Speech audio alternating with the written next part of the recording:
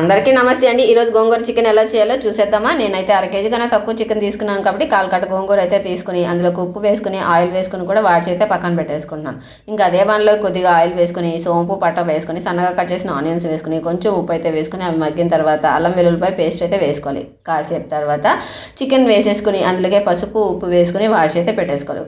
ఇంకా అయితే తగినంత కారం వేసుకొని చికెన్ మసాలా వేసుకొని కొంచెం వాటర్ అయితే వేసుకొని కాసేపు అయితే చికెన్ ఉడకనియాలన్నమాట. బాగా ఉడికింది అన్న తర్వాత మనం మిక్సీ పట్టుకున్నాం కదా, గోంగూర అయితే వేసేసుకుందాం. మిక్సీ అయినా వేసుకోండి, అలా మనము పప్పు గుత్తో అలా మెదుపుకొని అయినా వేసుకోవచ్చు. నేనైతే మిక్సీ పట్టి వేసేసాను అనమాట. ఇంకా కాసేపు అలా ఉడికింది అనుకోండి, ఆయిల్ పైకి తేలిందంటే అప్పుడు కొంచెం కరివేపాకు వేసుకొని దింపుకుంటే మన గోంగూర చికెన్ అయితే రెడీ అయిపోతుంది. మీ దగ్గర ఉంటే కొత్తిమీర వేసుకోండి. నా దగ్గర కొత్తిమీర లేదు కాబట్టి నేనైతే స్కిప్ చేశాను. యమ్మీ గోంగూర చికెన్ అయితే రెడీ అయిపోయింది. ఇదైతే మా ఆయనకి వేడివేడిగా వేసి ఇచ్చాను అనమాట. చాలా బాగుందని చెప్పి ఎంత బాగా తిన్నారో మీరు కూడా ఖచ్చితంగా ట్రై చేయండి.